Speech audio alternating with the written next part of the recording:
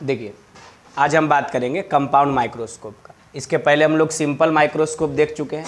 तो simple microscope में क्या होता है कि एक लेंस यूज होता है कन्वेक्स, है ना। यानी सिंपल माइक्रोस्कोप बस सिंपल एक कॉन्वेक्स लेंस का बना हुआ डिवाइस है, इसीलिए उसका नाम हम लोग मैग्नीफाइंग ग्लास भी देते हैं, बस ये कन्वेक्स लेंस, ठीक है।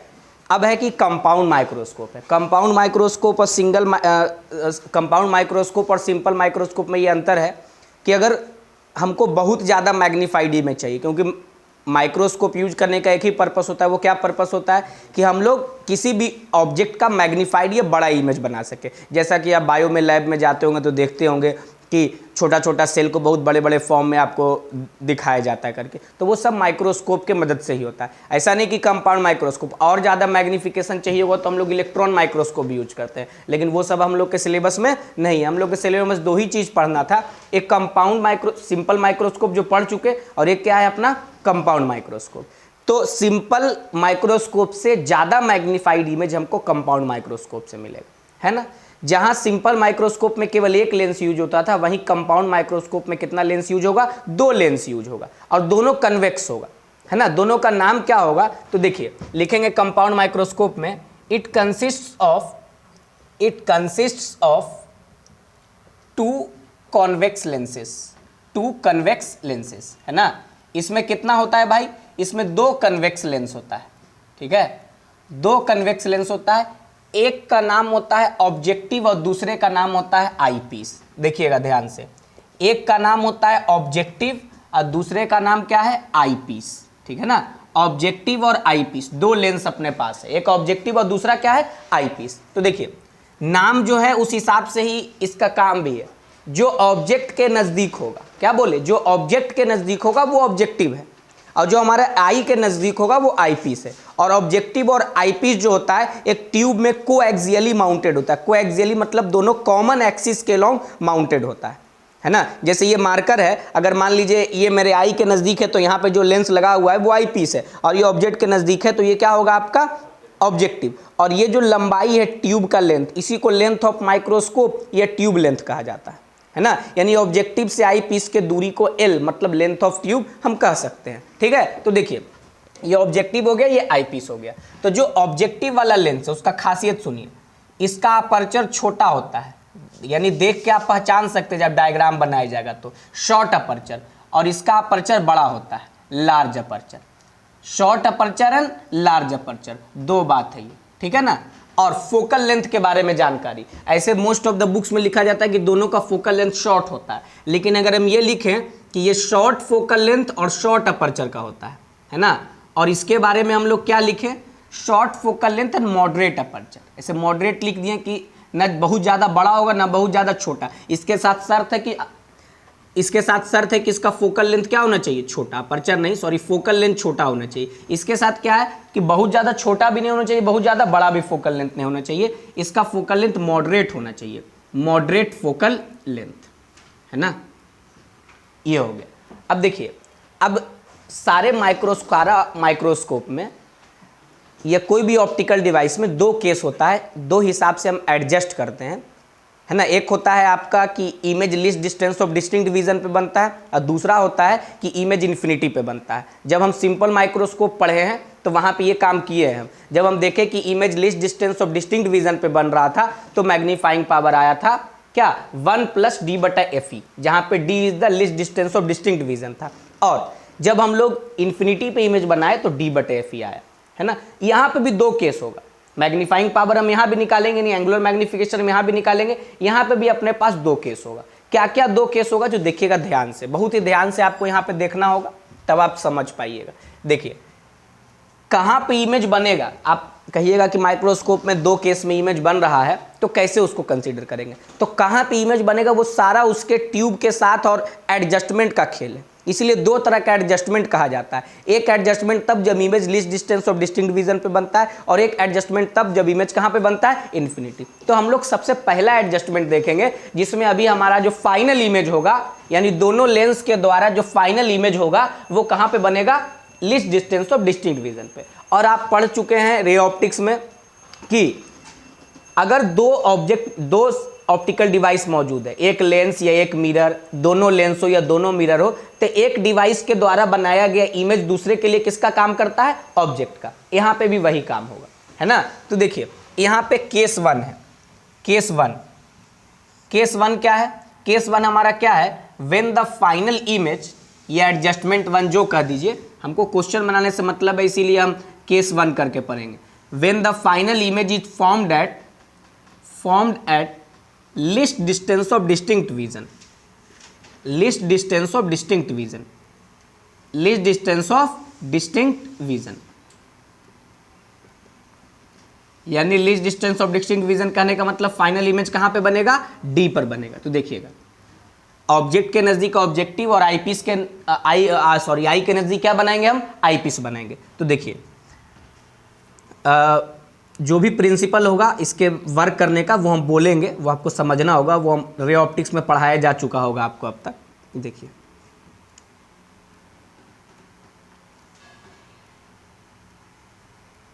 देखिए ये 2 लेंस हम बना दिए, है ना, 2 लेंस बना दिए। चलिए बगल वाले लेंस को बाद में बनाएंगे। अब कहिएगा बाद में क्यों बनाएंगे? ऐसे एक बार बना के दिखा दिए हैं, लेकिन हमको डायग्राम बनाने में सुविधा हो इसीलिए उसको लेंस को बाद में बनाएंगे। सबसे पहले तो ऑब्जेक्ट होगा यार, सब ये मान लीजिए ये आपका एक्सिस है जिसको आप प्रिंसिपल है, इसी एक्सिस के लोग दोनों लेंस माउंटेड होता है, ये दोनों लेंस का कॉमन प्रिंसिपल एक्सिस होगा, है ना। अब यहाँ पे एक छोटा सा ऑब्जेक्ट लिए हैं, देखिए छोटा सा एक ऑब्जेक्ट लिए हैं, इस ऑब्जेक्ट का नाम दे दे रहे हैं AB, इसका फोकल लेंथ है FO, और इसका जो यहाँ से दूरी होगा ऑब्जेक्ट के दूरी को U कहते हैं, तो चूंकि ऑब्जेक्टिव के लिए इसको हम लोग क्या कह देते हैं? UO कह दिए आप। इसका जो इमेज बनेगा, जानते होंगे रे डायग्राम, अगर कोई रे प्रिंसिपल एक्सिस के पैरेलल जा रहा है ना, तो रिफ्रैक्शन के बाद कहाँ से पास करेगा वो? फोकस। ये इसका फोकस है, ठीक है। अभी और भी बहुत सारा बात बताएंगे। अब देखिए क्या है, अगर कोई रे ऐसे जा रहा होगा, कहाँ से? ऑप्टिकल सेंटर से, तो आपको पता है कि अगर कोई रे ऑप्टिकल सेंटर से जाता है तो अनडेविएटेड पास करता है। इस ऑब्जेक्ट का इमेज यहाँ पे बन गया A', B', है ना। अब क्या है, इसको कहेंगे हम VO। ध्यान दीजिएगा जो बता रहे हैं, ये ऑब्जेक्ट है, ऑब्जेक्टिव के द्वारा बनाया गया ये इमेज है। अब यही इमेज अगले लेंस के लिए किसका काम करेगा? ऑब्जेक्ट का काम करेगा, यानी ऑब्जेक्ट ये जो है आपका आईपीस के लिए वो ऑब्जेक्ट का काम करेगा। अब देखिए थोड़ा देर आप बातों को समझिएगा यहाँ पे।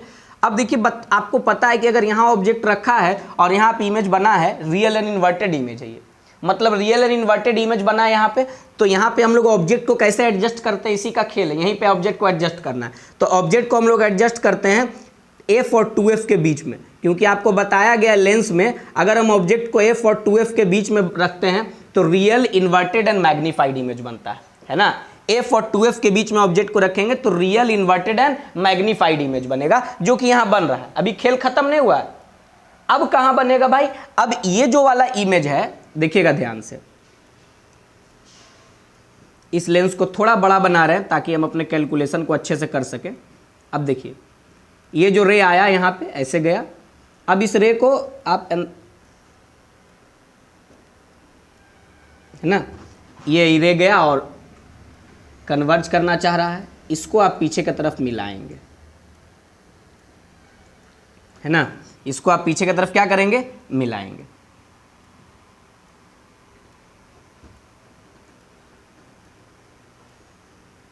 देखिए रिफ्रैक्टेड रे को पीछे की तरफ मिलाते हैं तो जहाँ पे वो मिलता है वही पोजीशन क्या होता है?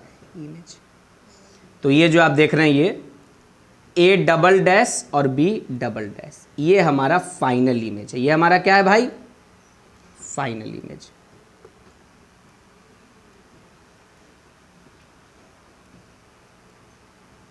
लाइन सीधा बनाइएगा, ऐसे आप लोगों को लाइन बनने की ज़रूरत पड़ेगा नहीं, तो डेरिवेशन करना इसीलिए, है ना। ये हमारा फाइनल इमेज हो गया, और यही फाइनल इमेज जो है वो कहाँ पे? यही यार ये क्या है आपका? ये हमारा था आईपीस। आईपीस के फोकल लेंथ को FE कहते हैं। क्या कहते हैं? FE, है ना। और ये आईपीस के द्वारा बनाया गया इमेज है, इसीलिए इसको VE कहेंगे, और यही D के बराबर होगा, क्योंकि बताए हैं कि लीस्ट डिस्टेंस ऑफ डिस्टिंक्ट, यहाँ से हम अपने आँखों से जो है इमेज को देख पाते हैं। यहाँ पे हमारा आई है ना, ये यहाँ पे क्या है? आई है, यहाँ पे इमेज दिखाई देता है, फाइनल इमेज। इस छोटे से ऑब्जेक्ट का कितना बड़ा इमेज बन गया। यही तो काम है माइक्रोस्कोप का, छोटा सा ऑब्जेक्ट का क्या किया, बड़ा वाला इमेज ये बना दिया। और ये वाला जो दूरी है, ये वाला, इस दूरी को आप पता है क्या कहेंगे, इस दूरी को कहेंगे UE, क्योंकि ये जो है इमेज है किसका, किसके कारण, ऑब्जेक्टिव के कारण, और इसके लिए ऑब्जेक्ट का काम कर रहा है, तो इसका यहाँ से दूरी ऑब्जेक्ट का दूरी, और इसी ऑब्जेक्ट का इमेज बना है यहाँ पे। अब देखिए, अब सुनिएगा, लेंस में जिस साइड ऑब्जेक्ट उसी साइड इमेज बना है, यानी रिफ्रैक्टेड रे एक्चुअली में इंटरसेक्ट नहीं किया, इंटरसेक्ट कराना पड़ा है मिला के। तो इस ऑब्जेक्ट का ये वर्चुअल इमेज, कैसा इमेज है ये, वर्चुअल। अब सोचिए कि किसी लेंस में वर्चुअल इमेज कब बनता है, किसी लेंस में वर्चुअल इमेज तभी बनता है जब उसके लिए जो ऑब्जेक्ट है वो उसके कहां, ऑप्टिकल सेंटर और फोकस के बीच में लाई करे।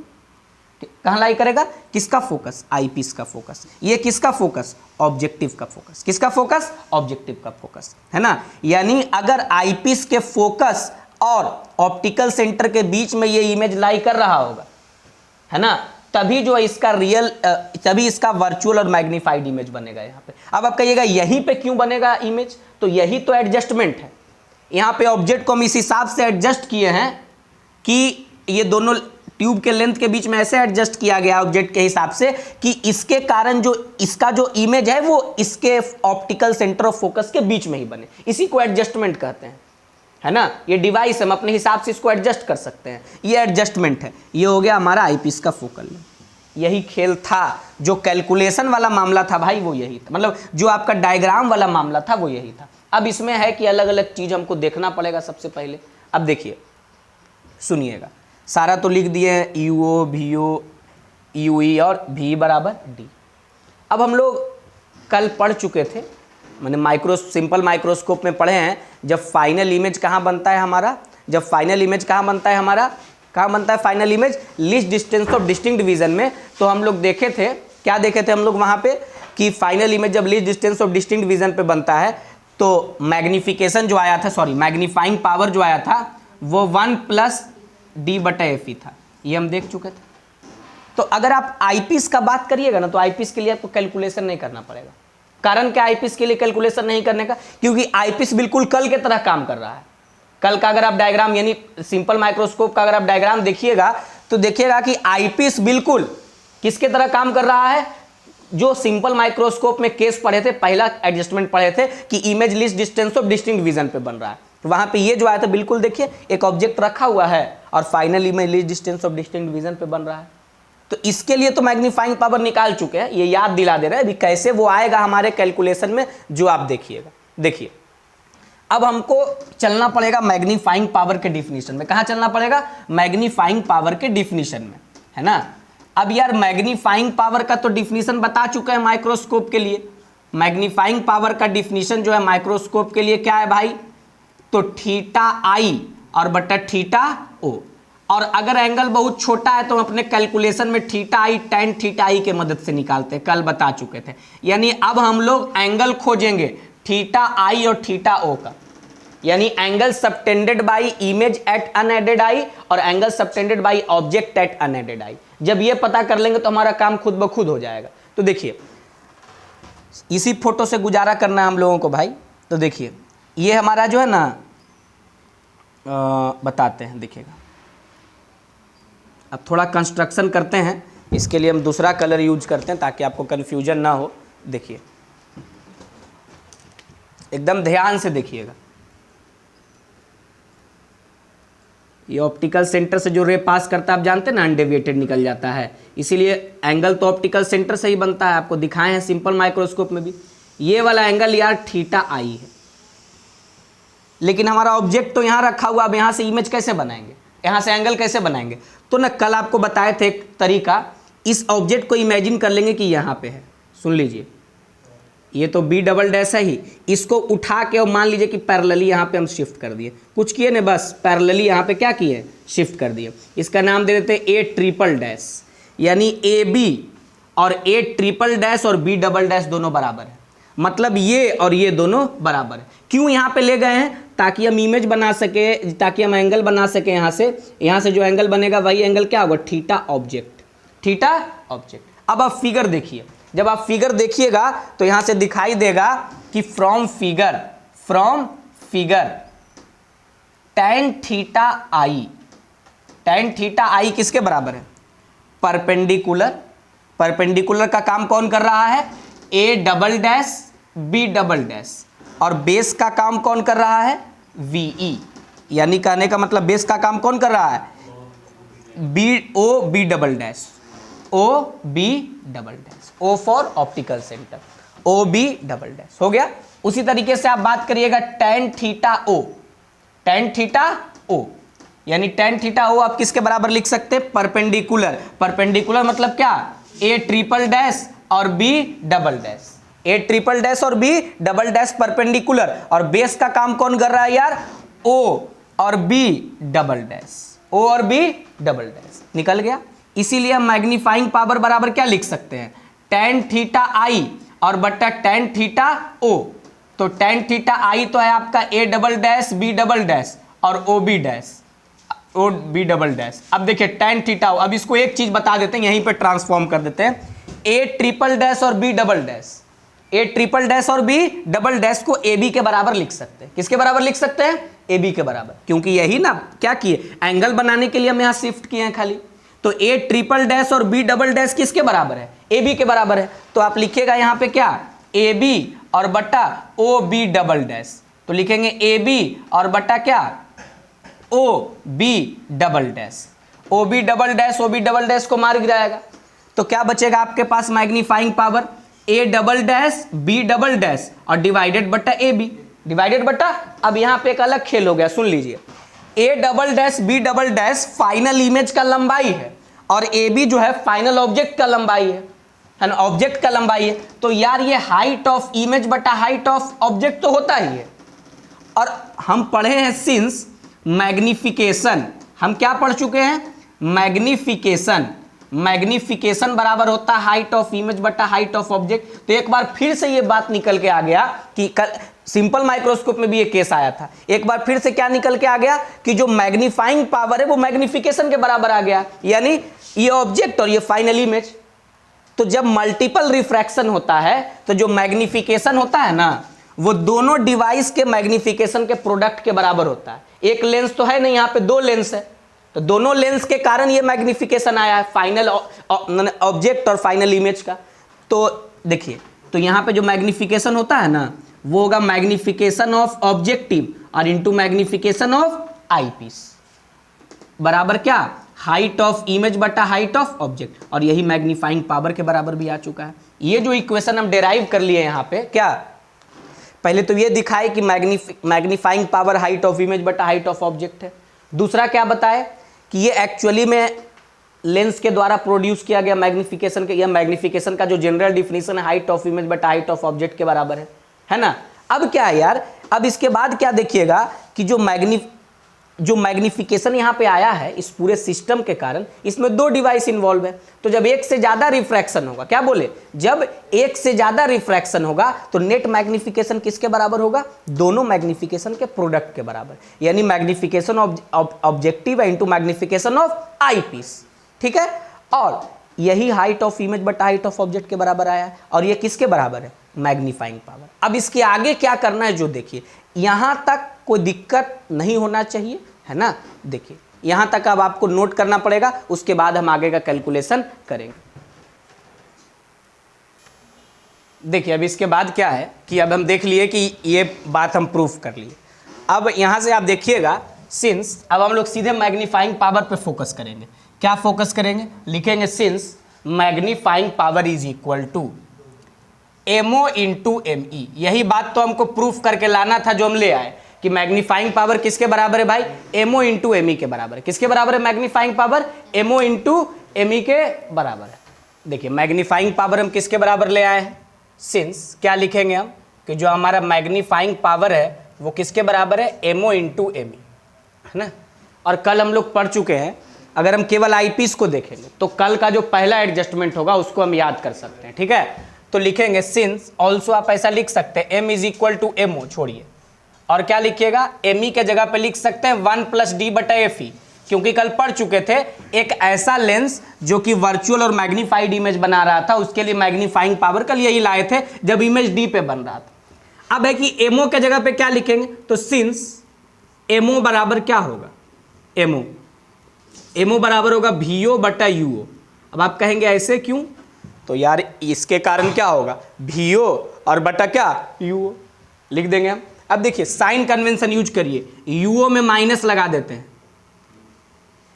तो इसीलिए लिखिएगा m बराबर क्या VO और बटा UO माइनस में, है ना, माइनस में लिखेंगे क्योंकि साइन कन्वेंशन लगा दिए हैं, क्वेश्चन सॉल्व करते वक्त मत लगा दीजिएगा। माइनस VO बटा UO और 1 प्लस D बटा FE, ये हो गया अपना मैग्नीफाइंग पावर, जनरल फॉर्मूला निकाल के ले आए। अब देखिए कुछ कुछ यहाँ पे एजम्पशन, क्या एजम्पशन है जो सुनिएगा, कि जो ये L है यानी FO और FE के बीच का दूरी लेंथ ऑफ ट्यूब कहलाता है ना। तो ये जो लेंथ ऑफ ट्यूब आप देख रहे हैं, ये लेंथ ऑफ ट्यूब एजम्पशन ले रहे हैं छोटा सा। क्या एजम्पशन लेंगे, तो एजम्पशन में हम लोग लेंगे L जो है वो किसके बराबर हो जाएगा, यानी जो आपका ये है जो आपका VO है वो किसके बराबर हो जाएगा, L के बराबर, है ना। यानी यहाँ से यहाँ का दूरी VO, यहाँ से यहाँ का दूरी L।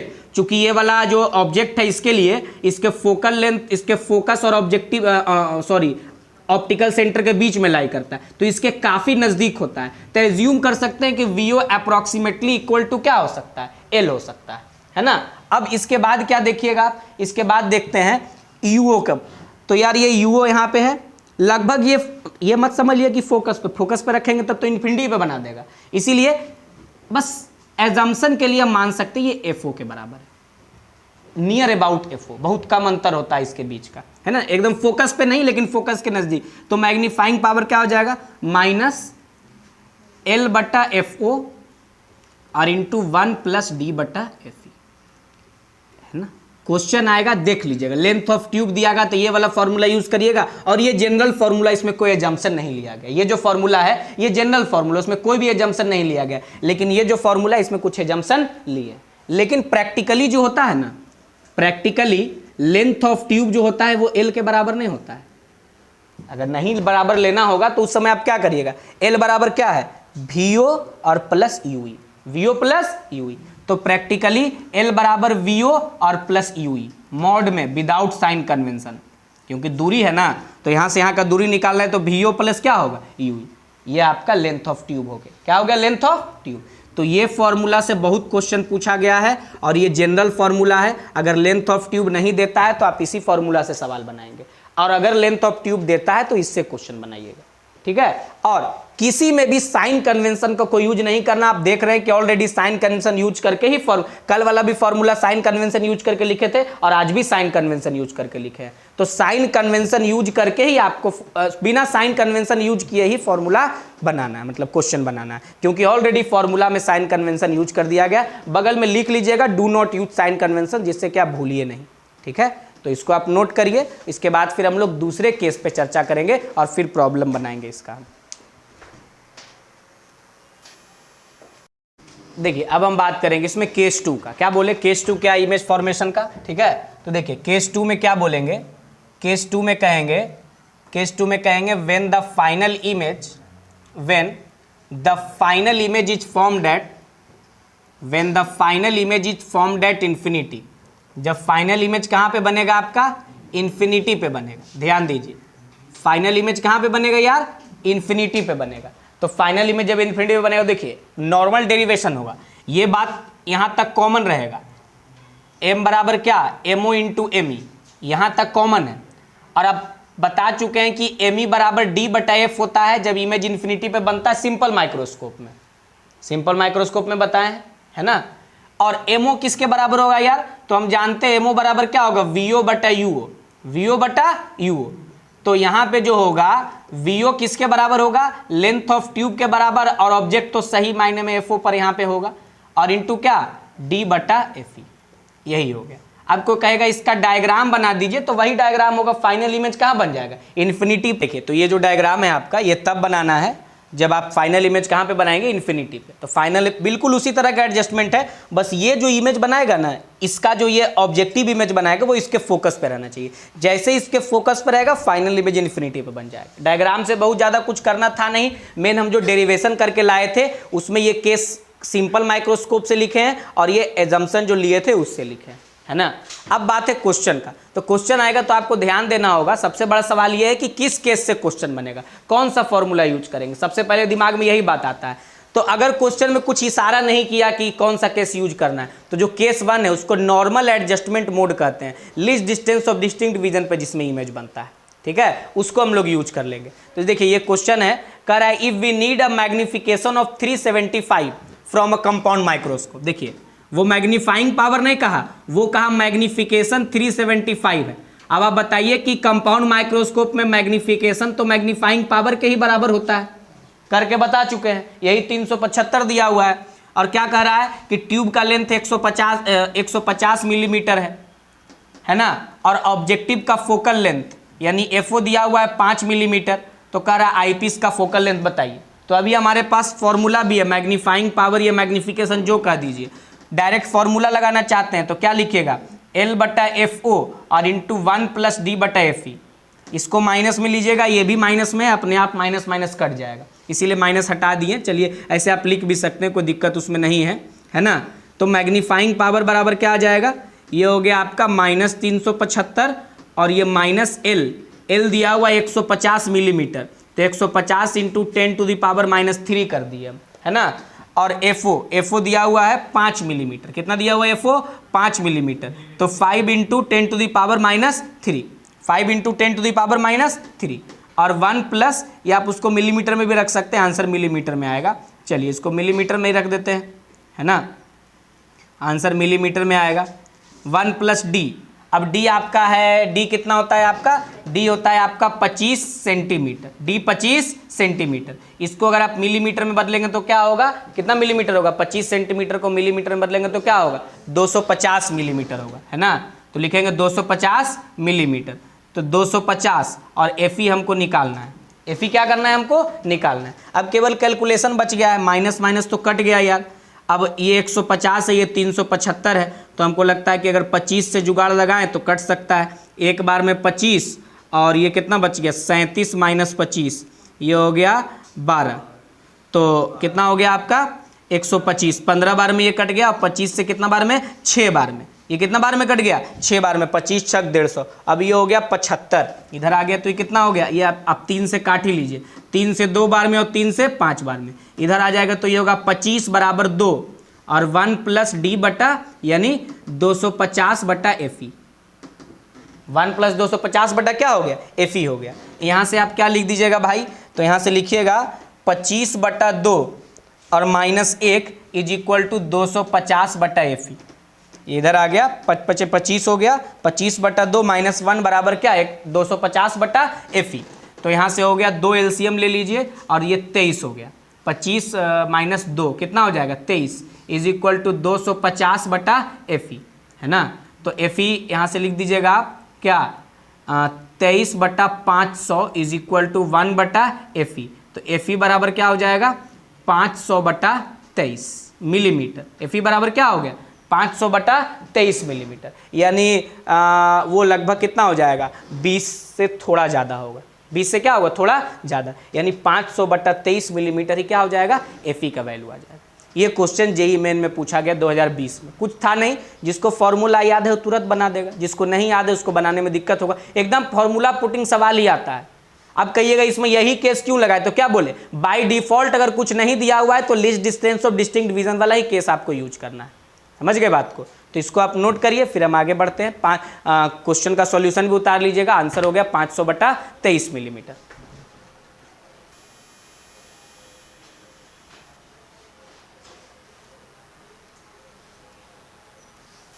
देखिए अब एक क्वेश्चन और है आपके पास, वही कंपाउंड माइक्रोस्कोप से। कह रहा है एक कंपाउंड माइक्रोस्कोप में जो इमेज बन रहा है वो 25 सेंटीमीटर पे बन रहा है। मतलब इस क्वेश्चन में हिंट कर दिया गया है कि आपको वो वाला एडजस्टमेंट यूज करना है जिसमें कि फाइनल इमेज कहाँ पे बनता है, least distance of distinct vision पे बनता है, वही वाला एडजस्टमेंट आपको यूज करना है। तो फोकल लेंथ ऑब्जेक्टिव का 1 सेंटीमीटर दिया हुआ है, मैग्निफिकेशन 100 है, ट्यूब लेंथ 20 सेंटीमीटर है, आईपीस का फोकल लेंथ वो आपसे पूछ रहा है। तो आपको पता है, आप ये इक्वेशन जान रहे हैं कि जब image least distance of distinct vision पे बनता है तो मैग्निफिकेशन या मैग्नीफाइंग पावर यहाँ पे दोनों सेम है, वो किसके बराबर होता है, ट्यूब लेंथ के टर्म में L/FO और इंटू 1 + D/Fe। ये याद रखना होगा, इसके बिना कोई उपाय नहीं है, है ना। मैग्नीफाइंग पावर या मैग्निफिकेशन दे के रखा है कितना आपका, वो दे के रखा है आपको 100, तो निगेटिव में होता है भाई -100। देखते हैं फॉर्मूला में भी माइनस है, -100 और -L लेंथ ऑफ ट्यूब दिया हुआ है, कितना दिया हुआ है length of tube length of microscope is 20 centimetre, 20 centimetre. Objective का फोकल लेंथ दिया हुआ है, नहीं सॉरी, ऑब्जेक्टिव का फोकल लेंथ कितना दिया हुआ है 1 सेंटीमीटर, और 1 प्लस डी का वैल्यू 25 दिया हुआ है, और Fe कितना है निकालना है हमको। यार माइनस माइनस को मार गिराएगा, 20 पचे कितना हो गया 100, कैलकुलेशन भी निहायत आसान कर दिया गया क्वेश्चन में, और ये हो गया 25/Fe। क्या हो गया ये आपका 25/Fe। जैसे ये इधर आ जाएगा 5 - 1 4 हो जाएगा, तो 4 = 25 बटा क्या हो गया Fe, तो Fe = क्या हो गया 25/4, यानी 4 छक 24, 6.25 सेंटीमीटर आ गया। बोलिए जेई मेन 2020 में सितंबर वाले एग्जाम में पूछा गया ये क्वेश्चन। तो बहुत भारी क्वेश्चन नहीं आता है, जो आपको पढ़ा दिया गया है थ्योरी में अभी सिंपल माइक्रोस्कोप से तो ना के बराबर क्वेश्चन आता है, वो तो बस इसलिए पढ़ाए ताकि इसके डेरिवेशन में हमको सपोर्ट मिले, क्योंकि एक लेंस बिल्कुल उसी के तरह बिहेव कर रहा था। लेकिन बाकी सारे केस में क्या करना है, बाकी सारे केस में आप बिना फॉर्मूला याद किए नहीं बना सकते। फॉर्मूला याद है तुरंत रख रहे हैं, मतलब क्या है वैल्यू पुट कर रहे हैं आंसर आ रहा है, कोई तो कॉन्सेप्ट है नहीं, क्योंकि सारा कॉन्सेप्ट तो डेरिवेशन में यूज कर लिए हम लोग। फाइनल रिजल्ट फॉर्मूला, उसी से क्वेश्चन आपका बनना है, ठीक है। तो इसको नोट करिए आप। और ये कंप्लीट डिस्क्रिप्शन जो था आपका कंपाउंड माइक्रोस्कोप को का करवा दिया गया। अब आगे जो हम लोग पढ़ते हैं ऑप्टिकल इंस्ट्रूमेंट में, वो टेलीस्कोप होगा, जिसका चर्चा हम अगले वीडियो में करेंगे। आज इतना ही, आप इसको नोट कर लीजिए।